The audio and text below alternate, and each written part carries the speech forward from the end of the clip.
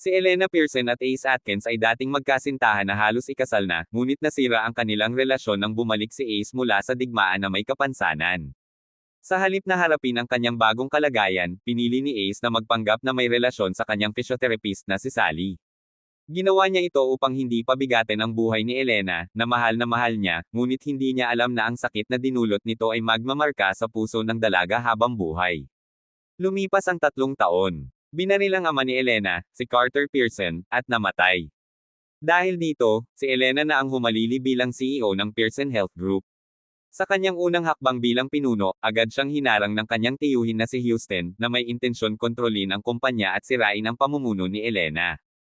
Habang papalakas ang mga banta sa kanyang buhay, inatasan ng butler ng pamilya, si Oliver, na kumuha ng bodyguard para sa kanya, at sa hindi inaasahang pagkakataon, si Ace ang napiling gumanap sa papel na iyon. Nagimbal si Elena sa muling pagharap kay Ace. Sa kabila ng lahat ng galit at sakit, hindi pa rin niya lubusang makalimutan ang lalaking minsan niyang minahal.